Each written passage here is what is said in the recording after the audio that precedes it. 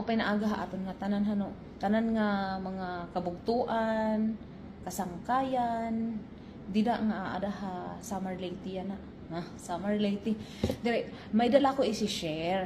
May dala ako panghandog. Diri man good. Kay dan panahon nga kumadugod ako sa Mindanao.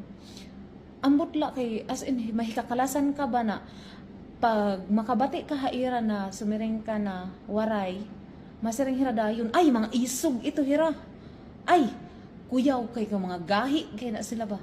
Bisaya naman taani. Pero maaram ba ka muna? Mahikakalasan ka kasi asya an ira first impression pagdating sa mga waray. Pero ang tinuod, diri hira maaram na ang mga waray, mga buutan ito hira ng mga tao. Mga buutan ito hira. Maaram ba ka muna, ang mga waray, pariha lang pud na sa ato aba, kanang mga Bisaya, good. Maskin, dira pa mo, Tagalog pa mo, no? Depende ito hira, magdumara haimo, hanimo pakikisama haira. Kasi, sugad manggod ito hiya.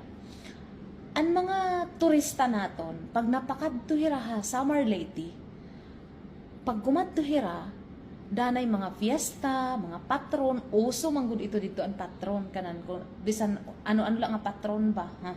Ano-ano lang, pero may purpose ang patron dito haira. Tapos ito pa ang pinakamaupay itong mga waray ba sa Merlate ba.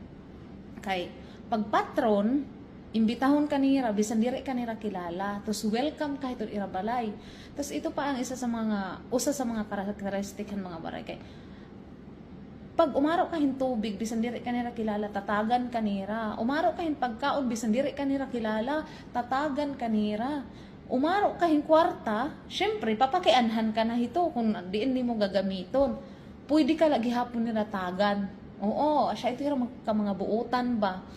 Diri man akong insisering na ang mga waray la ang mga buutan. Syempre mga buutan man gihapon ang mga Bisaya kay nagstay man pud kog Mindanao ba, sobra pud kabuutan og gusto gyud nako pud ilang mga karakteristik ba og even Tagalog na mga tao pud nagsagol na akong language no, mga buutan kay na sila. Maunang ginaingon nako, depende na siya sa imuhang pakikisama sa tao, kay depende pod na siya sa imuhang pakigkauban sa ilaha. Tawag Bisaya nagitagalog pa depende hiton imo pakigkaupod, pakigkauro sa haira, mga buutan ang mga waray.